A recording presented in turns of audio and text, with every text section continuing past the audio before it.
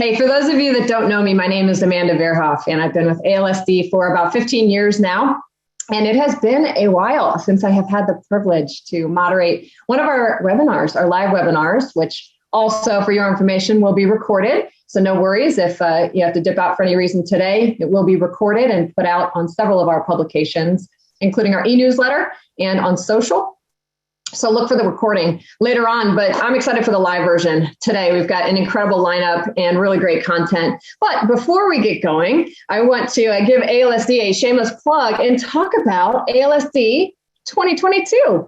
We're going back to New York City, folks. The Big Apple is going to welcome us next year. We're super jazzed. That city is a sports mecca, and we hope to see you all there. We've got some important announcements coming, venue tours, programming announcements, keynotes, etc.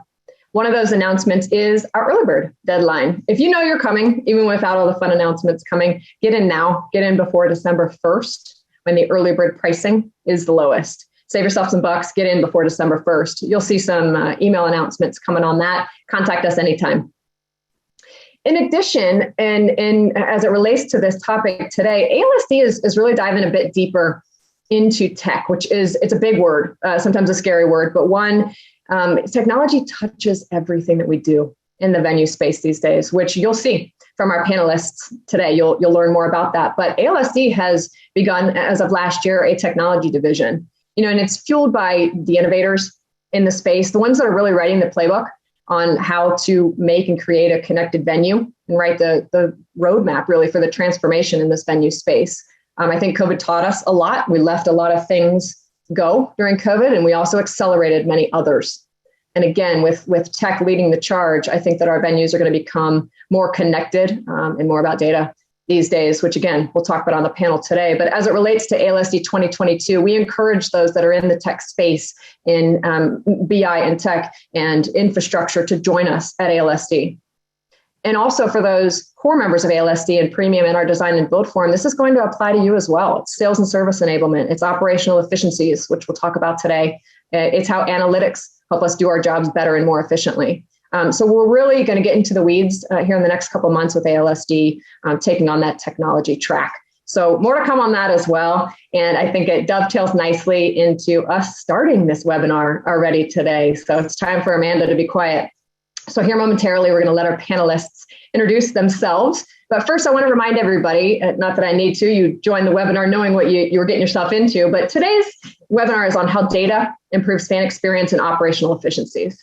And 3 items that I'll touch on without reading the prompt completely is one, we need to understand that leveraging data can elevate the fan experience, can improve operational efficiencies, and 3, generate more revenue. I think that's key at the end of the day is that fan experience and that revenue piece. So our panelists will talk about that here momentarily.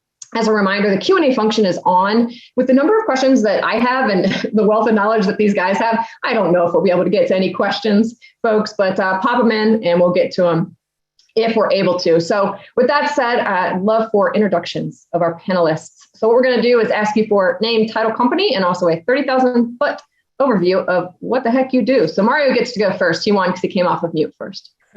Sounds good. Thank you very much. So I'm Mario DiAntonio, and I am the head of solution sales for Samsung America. We do displays, and really what we're looking at is this new holistic vision into how we support the fan experience inside of venues. And just glad to be a part of this. Well, we're glad to have you, Mario. Got the opportunity to meet briefly at ALSD 2021, and hopefully will be a fruitful relationship moving forward, Mario, and look forward to hearing from you today. All right, let's go to Peter next. Thanks, Amanda. Pleasure to be here and to be with your whole community. Peter Sorckoff. I am the CEO of Seer. After spending 25 plus years in the pro sports space, I stepped out on my own and we created a behavioral strategy shop that brings sort of all that understanding of what we did in sports and fandom, which I know we'll touch on a little bit later, and started to bring that back into sports, but then across a whole set of other verticals and sectors that we have the great benefit of working in now today. Thanks, Peter. Welcome. Good to have you. David. Thank you for having me. David Touhey, I'm principal at Connett Consulting. I just just started Connett Consulting a few months ago after spending 17 years at Monumental Sports and Entertainment in Washington, D.C. And I was in the venue industry at various positions around the country for a little over 25 years. And I am looking to bridge the gap between venues and products and help venues solve a lot of their projects and problems. And solve any 80s movie trivia. Is that right, David? 80s movie trivia or quotes, movie quotes. Okay, very good. We'll get to that at the end. So if anybody has any Q&As they want to pop in for David on that end, we can. Sounds like we have about a century of experience on this panel here today. So as I said, I'll take my talking hat off and let the guys do their thing. So Mario, you have the one and only visual for today's webinar, and that's going to help us understand the connected venue. So I'm going to go ahead and share my screen, Mario, as you take us through what the connected venue is. Sounds great. And this is our best attempt at death by PowerPoint. One slide should get it all done. So what we're trying to illustrate to you here is just really give you a roadmap of the way we look at the venue experience. It's not just one piece of the venue. It's not just ticketing. It's not just parking, or really not just concessions, or even those luxury suites. It is the entire experience as it relates to how fans take in a ball game, a concert, whatever it might be. And it might even be outside of the stadium. So here you can see some examples of how we get involved all the way out from the parking lot, really just trying to help folks have a great experience before they ever enter the venue, to the concessions, to exterior facing retail, to ticketing, to wayfinding, and then of course throughout the entire experience at the game or at the concert. Or I don't know if you know this, Amanda, but I work with some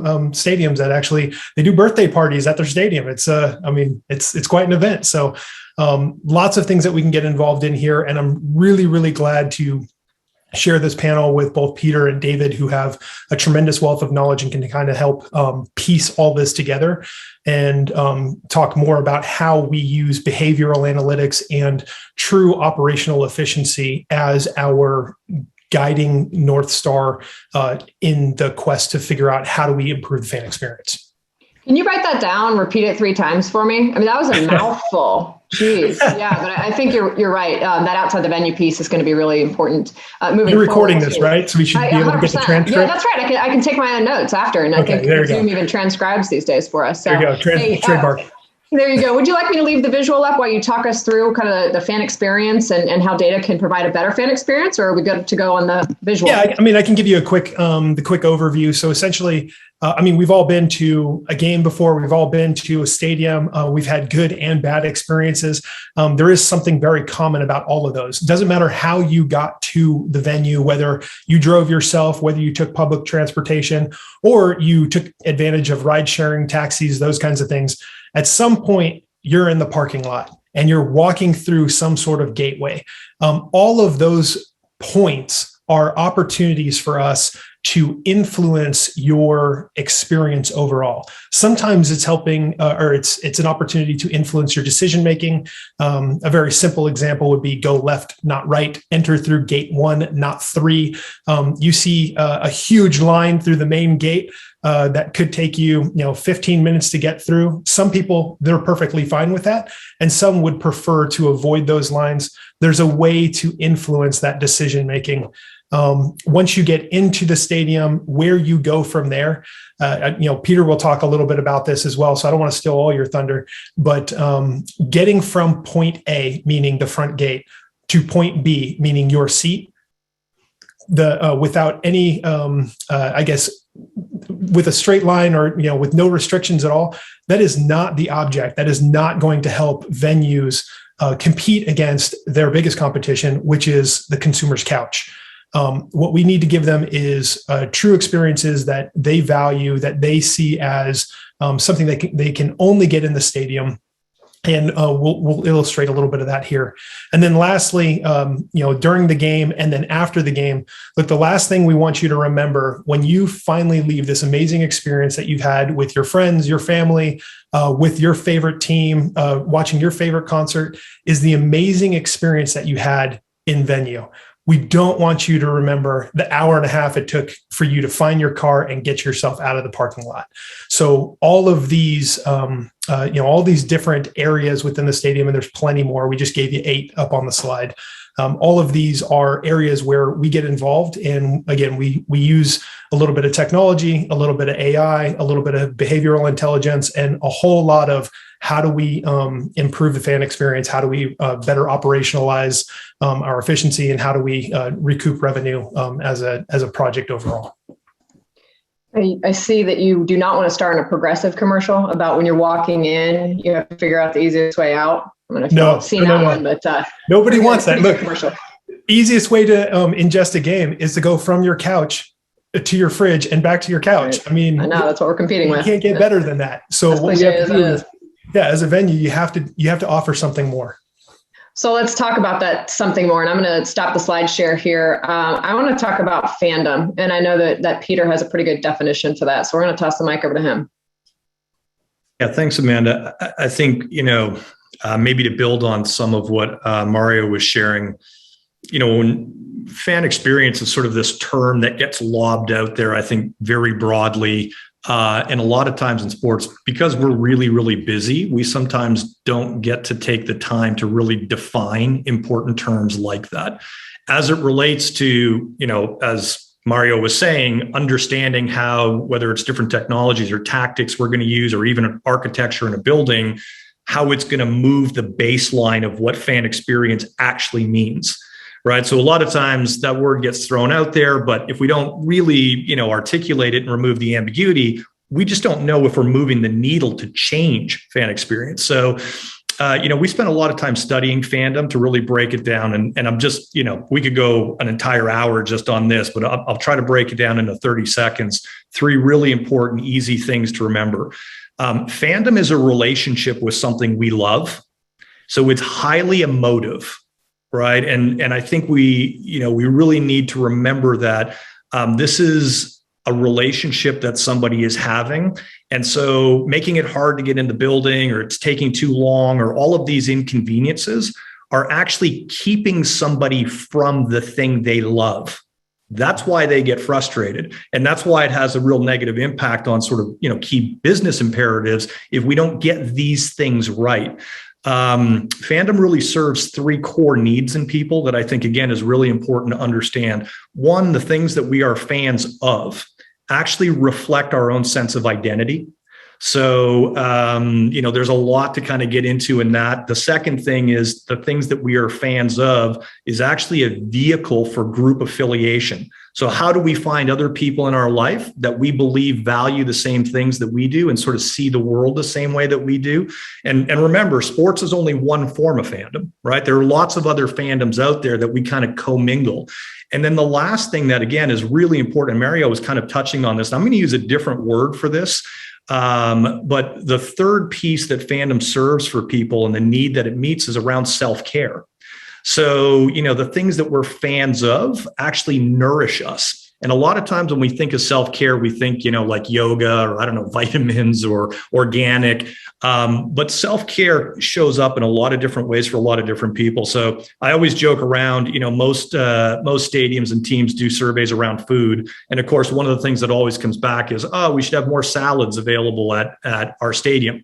So what do? We ask our concessionaire to put salads in, and then we check our sales receipts. And I know David's going to validate this for me. Nobody buys a salad at a sports stadium because we think we're supposed to say that. But really what I want when I go to a baseball game is a giant foot-long hot dog and 2 beers, because I can carry them in both hands and they'll serve me 2 at once. And that's actually self-care, where I feel like, I deserve this hot dog and a beer right now. I worked really hard, or I'm here with this person I really care about, or, whatever it is, but that's actually self-care. So when you get into all of these tactical elements that we're going to talk about today and technology, it's really, I think, to frame this up when we talk about experience, it's about how do we remove the encumbrances that keep a person from the thing they love and that frankly fills these needs for them. And this fits in perfectly with Samsung's methodology. We build products and software and services solely at the request of our user base and our customers. Like really the whole, our whole methodology is, all right, what do people need?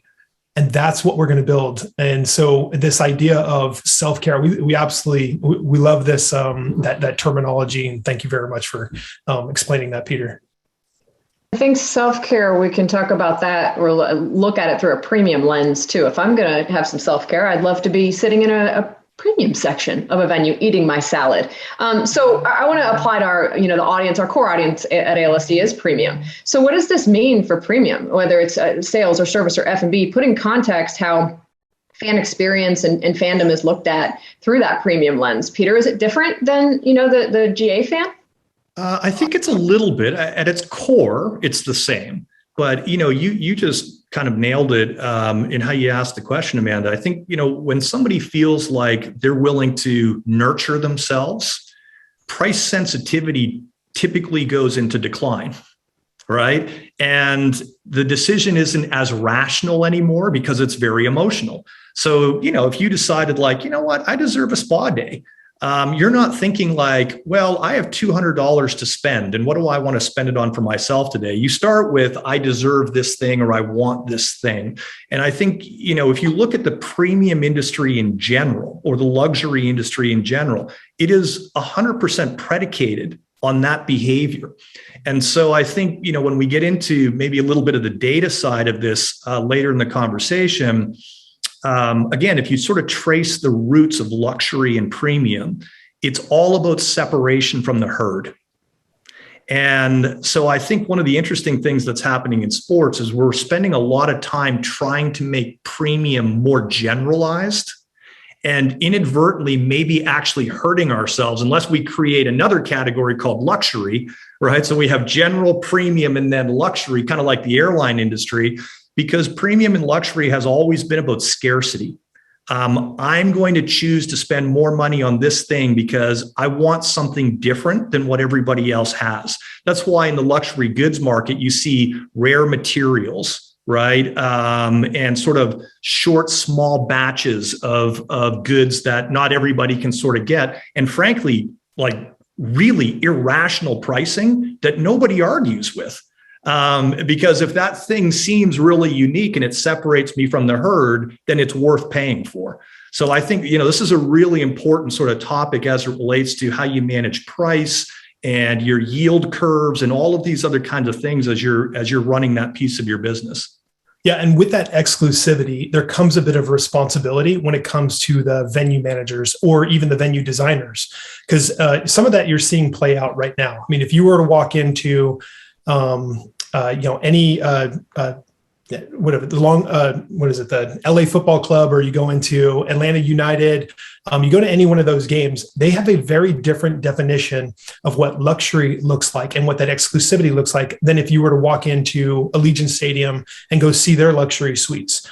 I mean, the difference between, a baseball luxury suite where it's closed off and the only open port is that which faces the ballpark. And really the most exclusive version of that would be right behind home plate.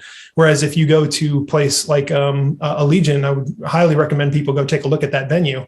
There are luxury suites, which are wide open on all sides. The only thing that separates it as a seat is essentially, barriers on either on the left and right side. Forward and backward, you have a wide open space. So knowing your audience and knowing who or what your fan defines as luxury is incredibly important for venue owners to figure out so that they can put in the right, the right services, the right technology, and especially just the right atmosphere to attract those folks.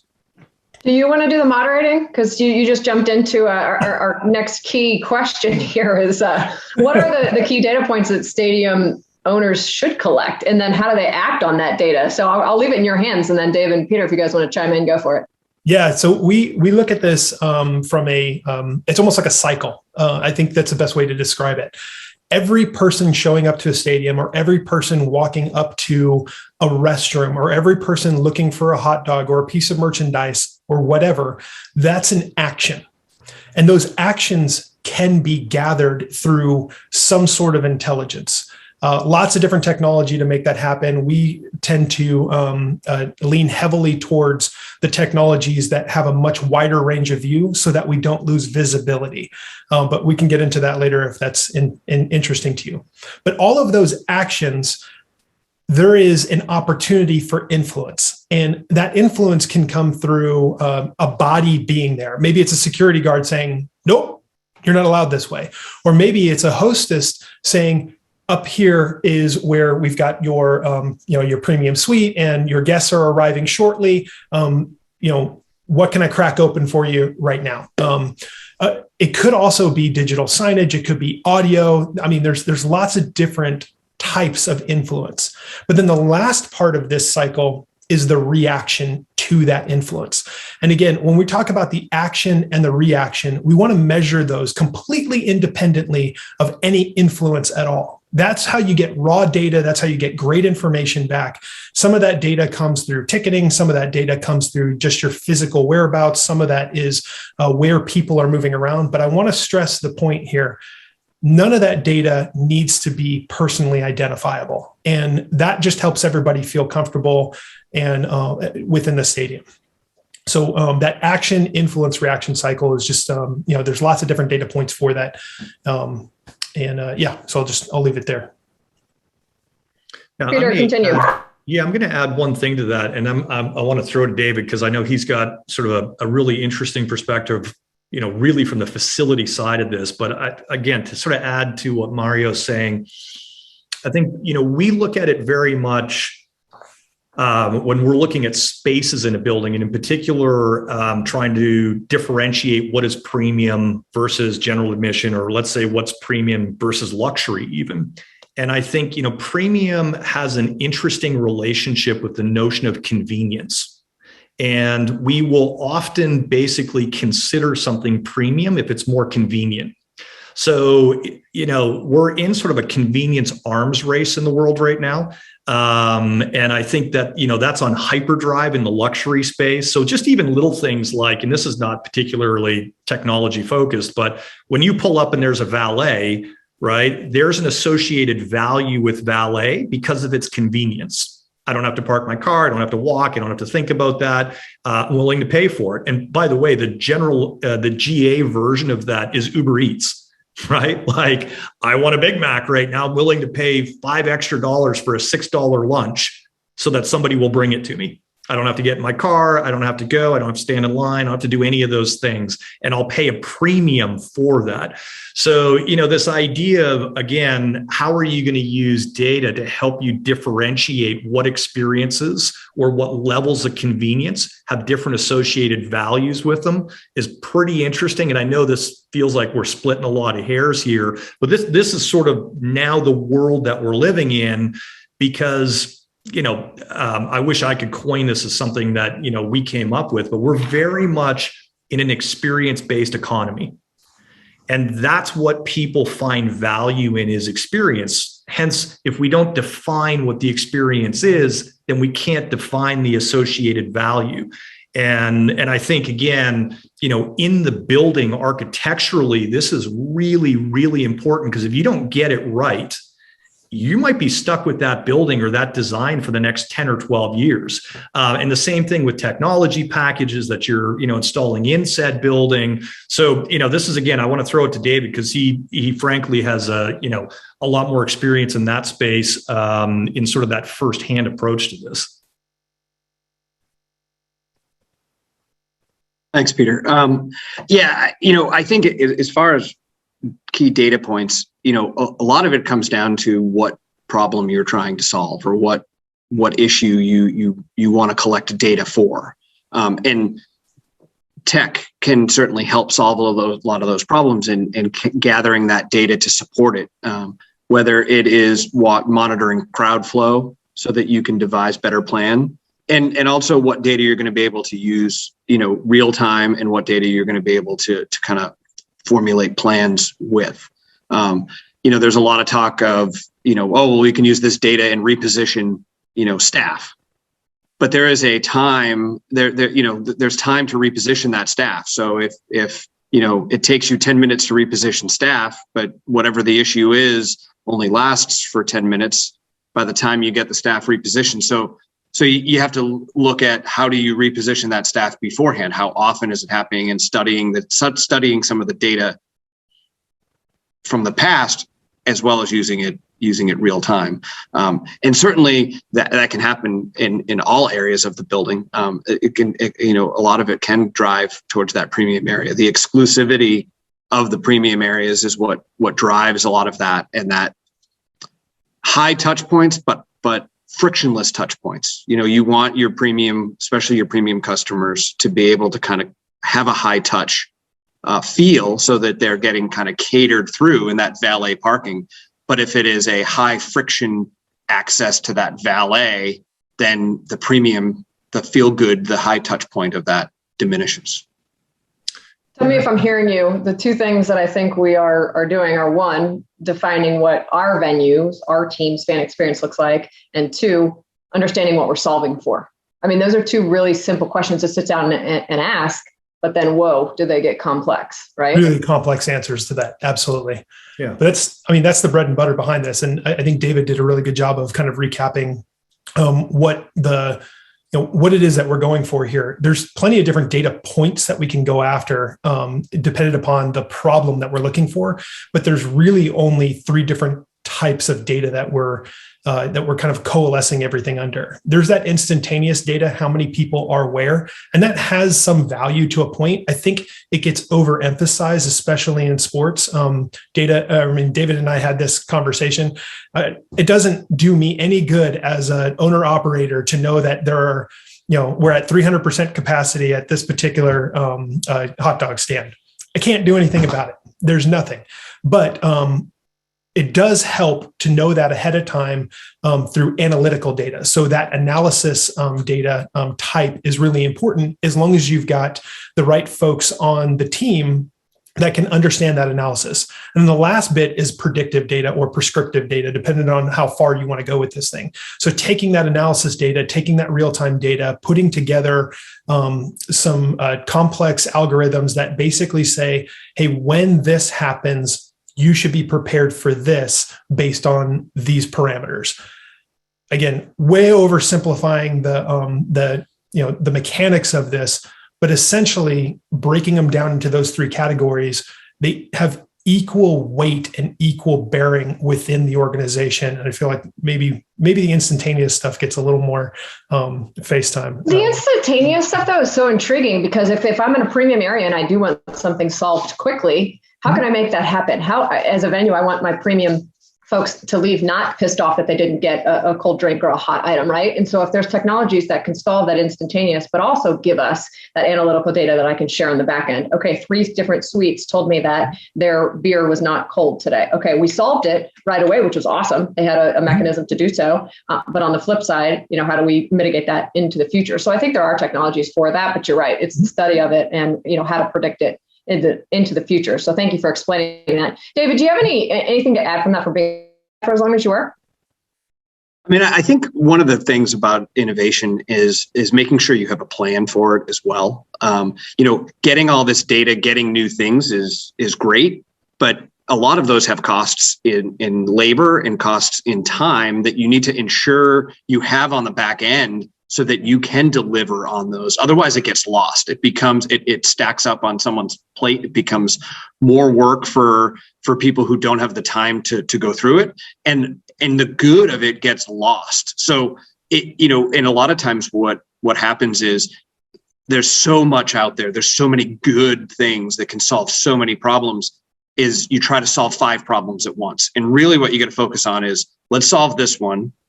Let's prove its case here. And then move on, and we'll solve the second one and the third one. And maybe we do the second and third at the same time. But solving all 5 things and trying to ramp up a new product or a new system, or too many new products and new systems, can be taxing on and not only your staff, but it can also be on fans, because it can change things. People get used to doing it one way. The data's now saying to do it another way, and you're changing it. And then the data says to do it again, and you're doing it another way. And that can be frustrating for fans. So you have to look at that. That is a cost of innovation that you want to to factor in as you're defining what you're trying to solve, but also how you implement and make sure you have the resources to implement those plans. Let me ask you a question on that. If you have 5 things you do want to solve for, eventually you want to solve for them all. How do you prioritize them? What's number 1 versus what's number 5? I think that goes to somewhat what Peter opened with in the fan in Mario in the fan experience. It's going to be different for every building. It's going to be different for every team in that you have to define what is out of those is the most important to you. What is your fan base telling you is most important to them, or what is most important to you as an organization to solve for? And sometimes they're easy to see and prioritize because, well, I don't want to prioritize X before Y because it wouldn't make sense. Sometimes it's, well, if I get this line resolved, then I can get these other lines resolved, or this food product resolved, or this parking situation resolved. Some places may need to resolve kind of the entry points before they go to resolve the food. Some places, if they resolve an entry point, may develop a new issue because now people are getting in faster and they're going to new places. But it really depends on each venue, each organization, and what problems they have, but also what priorities they have. I think there's, and I'm going to tip my hat to Samsung here because I think this is why this holistic approach is so important, because the business is so sophisticated now. Like David shared, there are these sort of cascading effects, right? If I fix this thing looks broken. It wasn't broken before I fixed this thing, right? So I think when you're coming into this, his notion of, do we sort of have an enterprise level strategy for this? And it might not be that we can put all these things in at once, right? And to your point, Amanda, we're going to sequence sort of what we put in where because we have a master plan of how we're going to get to that. And that master plan, right, might require multiple years of CapEx or, so on and so forth. But I would wholeheartedly agree, if we don't have that sorted out, I think operators can end up in a really bad way where you spend bad money and you don't have a good rationale to go back to your senior executive team or your ownership team, depending where you sit in the organization. And now there's sort of this wariness around technology, or almost this sort of like gun shy kind of approach to, well, let's see somebody else do it and see what it does to their business. And then we'll go and, we'll sort of implement after that's, been proven out, which by the way, means you're no longer innovative. Right. So that starts to then have an effect on how you're perceived from a brand perspective. So, which is okay if you're trying to be a really traditional team and you're trying to speak to a very traditional audience and market. But if you're trying to be young, right. And by the way, let's talk about premium. Like, we are just going through the biggest transfer of wealth in recorded human history. So understanding young, however you define that, is going to be a paramount importance to anybody in any space in sports, because that's where that shift or that transfer of dollars is going. And their expectation is that you have this sorted out. Absolutely. And, they're looking for a completely different experience than those that have that, that have been going to the ball game for years and years and years and went with their parents or their uncles and so on. They are looking for something that is not just something for them to consume. They're looking for a way to participate and even to influence or to share something, to be a part of that experience that someone else gets to experience. And, when we're looking at all these different ways of prioritizing what the technology needs are, or prioritizing how the development of this venue is kind of funded and so on overall. Peter, I really like that you mentioned that level of just I don't know. There's a resistance to new ideas, a resistance to new technology, because it's such a risk, and that risk averseness does translate into a fan experience. That risk averseness might actually be very helpful with those traditional fans. But I'm working with a lot of different leagues right now that are trying their best to figure out how do we attract in that younger generation. And it's going to come from thinking innovatively and really being able to kind of stick your neck out there a little bit. But again, that responsibility goes on us as well. Are there any examples that you would, and this is for the three of you, like any examples of either venues or case histories that you're seeing, okay, they're really embracing what that new young demographic, the new transfer of wealth, as you alluded to, like who's doing it well? I mean, that's what we're always looking for, right? Is like look to the innovators and then copycat what they do, right? Because if they're doing it well in their city, I could do it in mine too. Anything come to mind? I'll give you a really simple one just on the convenience side of things. We do a bunch of work in sort of aviation. So I think that's a great place to look at, like, how are airports managing this? I'm not saying they're the end all be all, but they have way bigger budgets than sports teams do. So they're doing interesting things. I think in hospitality, hotels are really interesting to look at too. Like, I won't name the brand because we're not here to do those things, but there's a hotel. I travel a lot. I don't go to the front desk. I'm already checked in. I open the door with my phone. Right. Oh, by the way, my laptop immediately connects with the TV, or my phone does. So I don't even watch TV. I just pull up Netflix from my phone, cast it to my TV. So I guess, to drive a point back to, I think, what Mario is saying and David as well, like this next audience set is already living this in all these other places in their life. Sports cannot afford to be the one place it's not happening just because we're sports and we can kind of like rest on our laurels of like, we're the last bastion of live programming and all the, stuff we tell ourselves. And those things are true. But at some point, like we as an industry will seem so antiquated that the value proposition goes down. So I may still want to go, but I'm just not willing to pay those prices anymore because it's just so out of sorts with how I get to live the rest of my life and all the other brands and businesses that I intersect and engage with. So then let's be kind of granular with that, Mario. This question actually comes to you, and pardon my interruption there, but it's implementation, right? That doesn't happen overnight. Like these are sports venues. You're not going in your laundry room and giving it a coat of paint. Like this is a big venue that you have to put technologies and the use of data into. So let's talk about implementation. What do those solutions look like, Mario?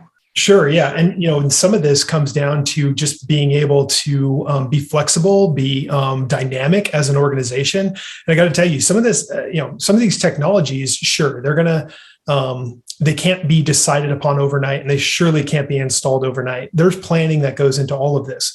But with that planning, with that preparation comes a really great product overall. And where, in some businesses, where, the planning happens 5, almost 10 years out, in sports, I've seen them be very, very dynamic in every different league, every different type of sport, where we can make changes within a year or within 2 years, or a progression towards this is what we want to go after in the next 3 to 5 year plan. But we start implementing as soon as game day or as soon as the games stop.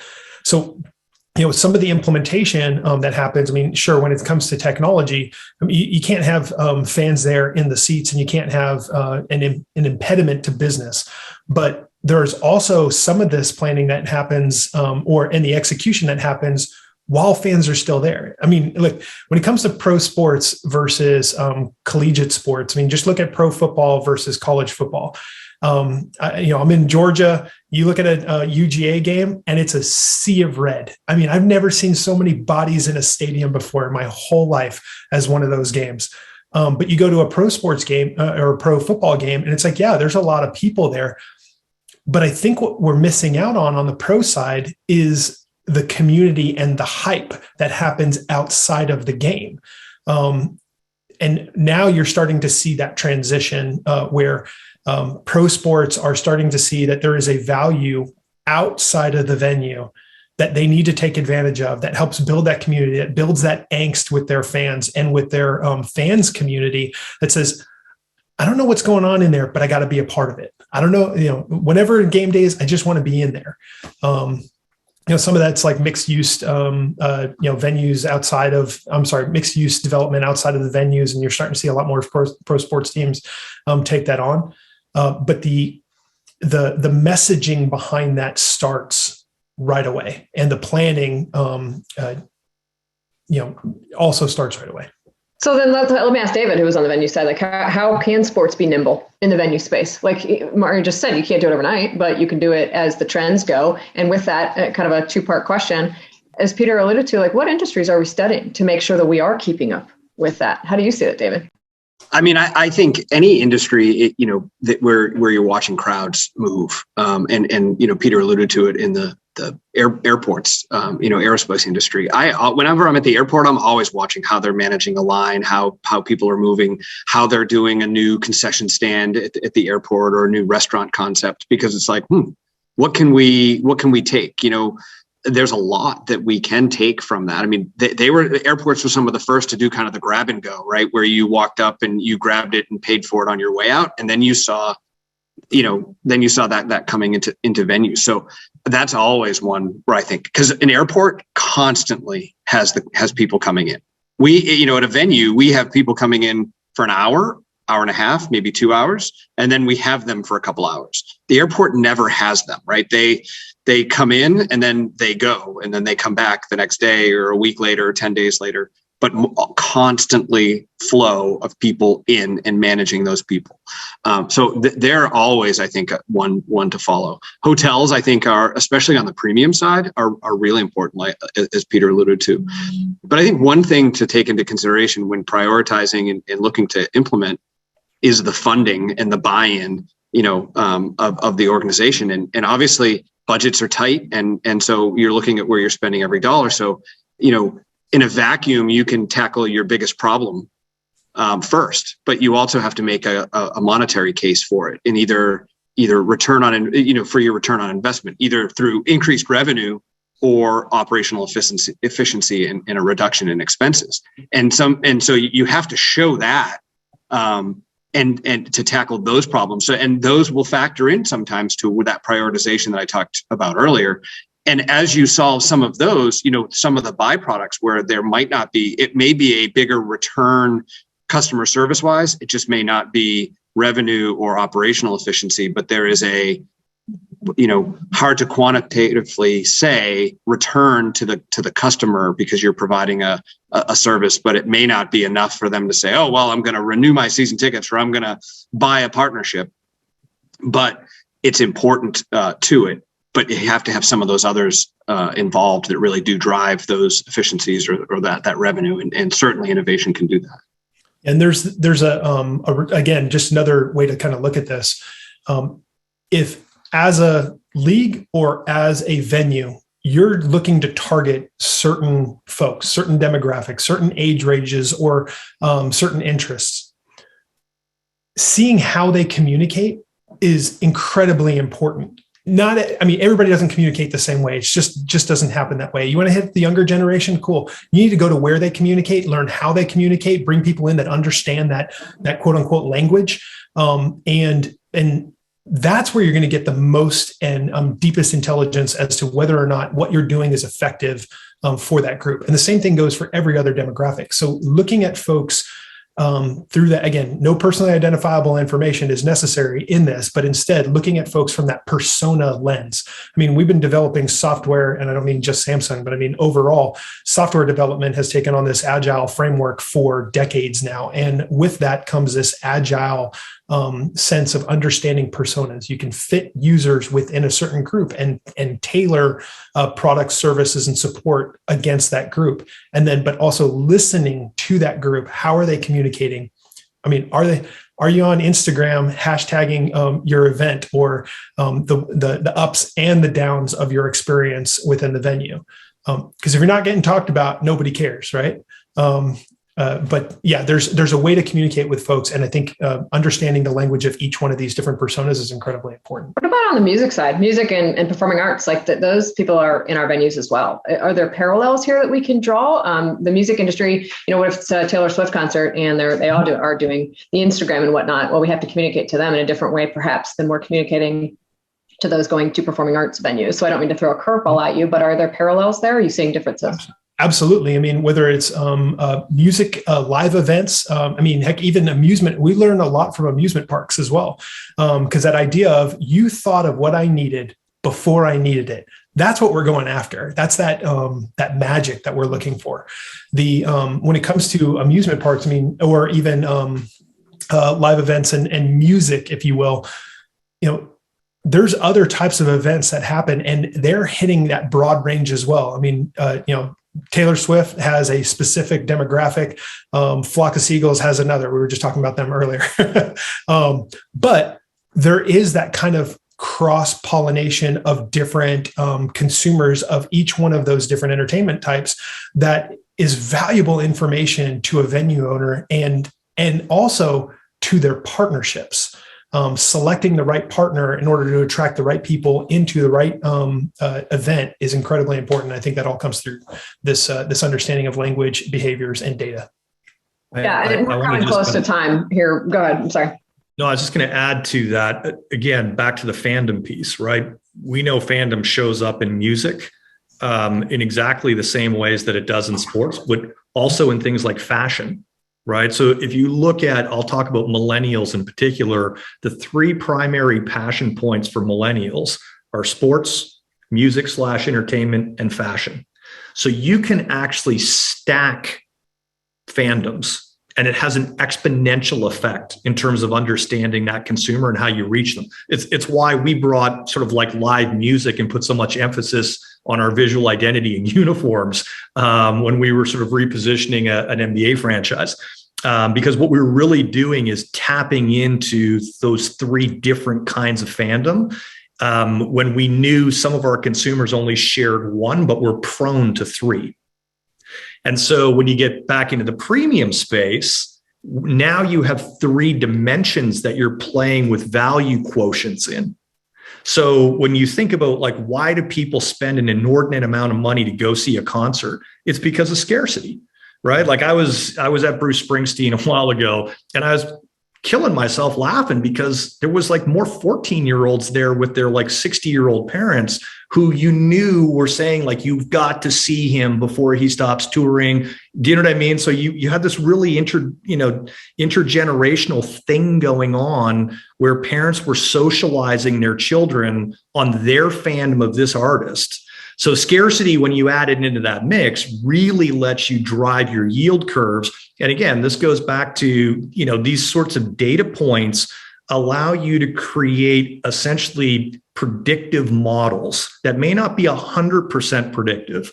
But I think, to Mario's point and to what David shared earlier, that's a way better decision-making matrix when you're placing financial bets on how you think your business is going to operate in the future when you're, essentially delivering capital to different pieces and parts of the business.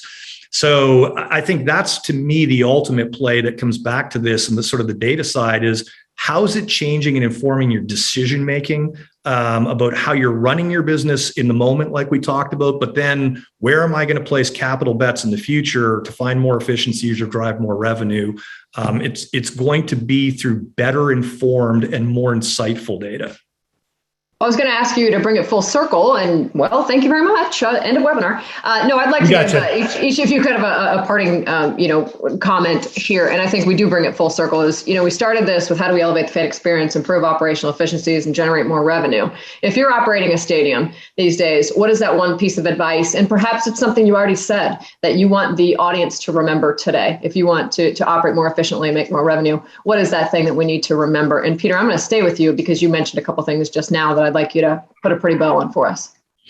Yeah, I think, again, on the operational side, you get unbiased feedback loops from a censored environment, meaning biased is a fan tweets, I'm pissed off because I stayed in traffic for 45 minutes to get to the game and we lost 7 games in a row. The unbiased feedback loop lets me go and look at, well, no one waited longer than 28 minutes in traffic. So I know there's a delta between how this person's feeling and reality. So I, as a senior, executive, don't go over rotate to fix a problem that probably had more to do with an emotional fan and we're losing than what's actually happening in reality.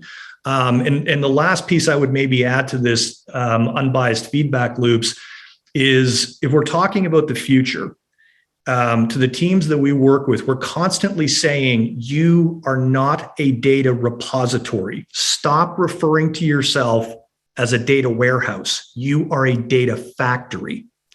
And that means that you are creating data points every single event that has a massive amount of value. And I really believe in the future, you're going to see teams who are sort of more advanced on this actually developing data as a service businesses that are going to drive as much revenue as sponsorship does in the future, and maybe even ticketing, because that's sort of an endless resource. And what we know today by just looking at other industries is data as a service is actually informing this kind of decision-making that we're talking about. And to Mario's point, reaching these subsets or personas or audiences that other people are trying to actually market to, but don't have sort of the innate benefit of these audiences who love us in this crazy, irrational way.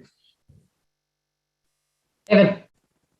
I would just go back to two things. One is define what it is you want to solve for. And factoring in whether, if you're your return on investment, but it's all driving to one thing. And we go back to that fan experience, but really what the core thing that we're all doing, whether it's sports, whether it's music or performing arts, is creating memories for the fans and the people that come through the building. So how can we solve for those problems so that those are positive memories? Think about the Taylor Swift fan that's going to their first show, the Bruce Springsteen, fan that's bringing their kid to the first, maybe last show. You want to use all the tools you have to make that the best experience they can, because that's the difference that gets people off of their couch and into our venues, is having good experiences. And we have a lot of the resources we can use. It's solving for those problems, and they're going to be unique for every individual organization, every individual building. It's just, defining what we want to solve, and then and not stopping there, but continually solving for new problems as they come up, or new factors as they come about. Mario, dock the ship, man. Sounds good. Yeah, I think most important thing that your fans can take away from this, or your viewers can take away from this, is look, thinking this through from a holistic standpoint and getting the right partners involved that will unapologetically just drive home this idea of, we want to improve the fan experience. We want to operationalize or improve operational efficiencies. Sure, we want to absolutely increase revenue. And sometimes it's about partnerships. Sometimes it's about fan engagement. There's lots of different strategies involved here. But having the right partners to walk you through this and look at this from that lens outside of your organization is incredibly important. All the successful implementations that we have had, whether it's in sports or in retail and federal and hospitality, I'm telling you, like the entire, my 7 years at Samsung, the most successful installations that we've had have come from organizations that are willing to say, I need a little help. Bring that help here. So really excited to be a part of this panel. I love these guys and what they brought to the table here. And just really excited to work with you on this, Amanda.